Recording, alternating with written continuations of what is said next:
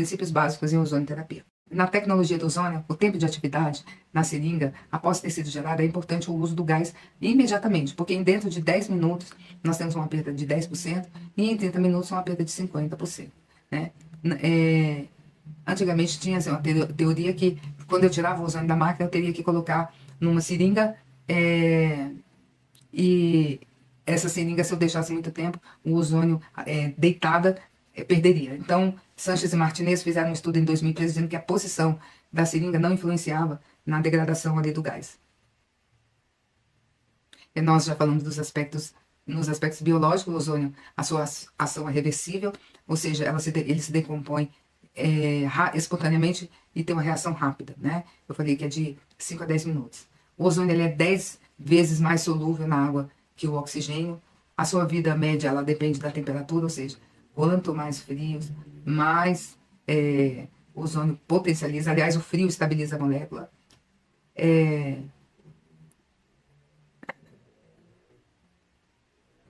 Nos efeitos biológicos do ozônio, nós temos aqui, ele vai manter o balanço redox celular, né? Não deixando que suas células entrem num estresse oxidativo. Ele vai estimular a síntese e liberação dos eucaloides. Ele é um germicida de amplo espectro. Ele vai modular o sistema imunológico, vai regular o metabolismo, ele vai incrementar o metabolismo do oxigênio, né? Então, ele é muito importante. E nos fisiológicos, ele vai incrementar a fluidez da membrana, redução da viscosidade do sangue, por isso que o ozônio foi muito importante na Covid. Por quê? Porque os pacientes estavam com dímero D alto, ferritina alta, e o ozônio veio e fluidificou ali. Então, ele vai ter a redução dos níveis de fibrinogênio, né, como consequência, e vai incrementar a carga negativa do nosso sangue. Nós temos essa ideia orientadora aqui, ó, que a ozonioterapia em doses controladas, ela mostra diversos efeitos biológicos, dos quais se alcança através de estimulação de importantes vias metabólicas, envolvendo eventos fisiológicos, biológicos e imunológicos, né? Então, ele atuando aí. Já falamos que o ozônio cria um pequeno e transitório. O ozônio, ele cria um pequeno e transitório estresse oxidativo, um pulso biológico para a célula, repetitivo e gerando ali uma possível resposta terapêutica. Então, os elos ali, depois da reação do ozônio com as ligações duplas de oxigênio, ele vai ter uma melhora considerável no transporte de oxigênio a nível celular, né? Então, a gente vai ter glóbulos vermelhos ali bem. Nós vamos ter glóbulos vermelhos mais oxigenados, nós vamos ter a liberação de eucasaloides, né? E fatores de crescimento. Então, vamos ter as plaquetas bem livres, bem oxigenadas. E também na modulação imunitária, teremos os leucócitos bem fluidificados. E nos LOPs, que são liberados simultaneamente com os ERs, ele tem uma vida média mais curta. Então, ele vai regular todo o endotélio, ele vai ter produções de eritrócitos superdotados, e ele vai estimular as proteínas, as enzimas e estimulando ali os mediadores. Bom, vamos falar um pouquinho de estresse oxidativo, porque o estresse oxidativo é importante nós falarmos, porque tem tudo a ver com a ozonioterapia. Então, o que é o estresse oxidativo? É uma condição biológica em que ocorre desequilíbrio entre a produção de espécies reativas de oxigênio, os ERs, e a sua remoção, através dos sistemas enzimáticos ou não enzimáticos, que as removam ou reparem os danos por elas causados.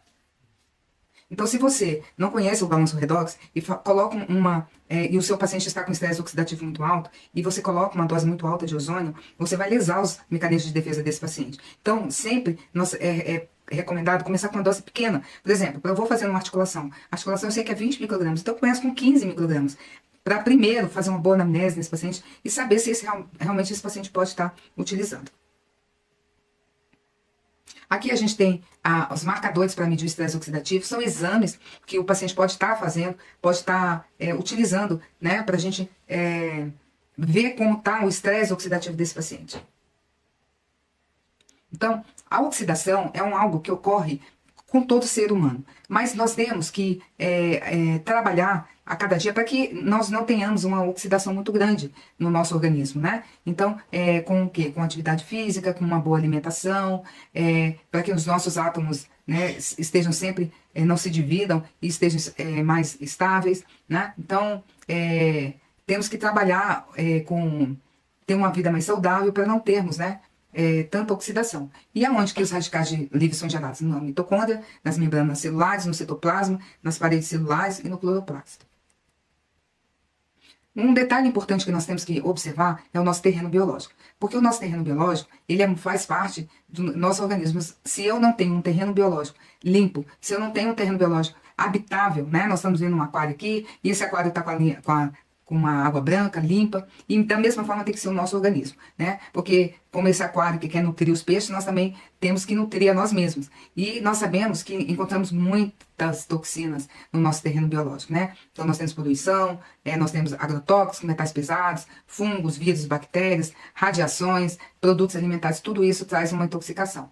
Mas se a gente quer limpar o nosso terreno biológico, nós temos que pensar em maneiras, em métodos de avaliação que vão limpar esse terreno biológico. Então a gente tem análises, ressonância, mineralograma, genética, microscopia de campo escuro, teste de metais pesados, de estresse oxidativo, que eu mostrei para vocês, termografia, teste de intolerância alimentar. Então todos esses testes aqui, ele vai avaliar como está a minha condição. E eu avaliando a minha condição, vendo como está, o que eu vou fazer? Eu vou desintoxicar o meu corpo, né? Então eu vou fazer uma faxina, remover os bloqueios, né? Então, como eu falei, então, adotar uma alimentação saudável, adotar a rotina de exercício, e iniciar a faxina ali, ela obedece uma ordem, né? Primeiro eu vou limpar meus rins, depois o intestino, né? Depois o fígado, depois a vesícula e o sistema venoso que eu vou fazer venoso, né? Assim eu vou estar limpando o meu terreno biológico e vou poder estar atuando aqui, tendo uma vida mais saudável, certo? Bom, nos princípios da ozonoterapia, nós temos a frase prime no nosso, ele quer em primeiro lugar não fazer mal. Nós temos sempre que estar escalonando as doses. Em geral, a gente sempre começa com doses baixas e aplicar a concentração correta. Nem sempre maiores concentrações quer dizer que são melhores.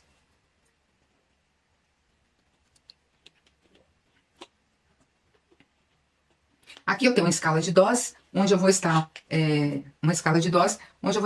medindo a minha micrograma e o que ela vai fazer. Então eu tenho de 2 a 10, o ozônio ele é anticelulite, antálgico, lipolítico, de 15 até 30 ele é anti-inflamatório, né? E de 30 a 60 ele é virucida, bactericida, fungicida, e de 70 acima ele é imunossupressor.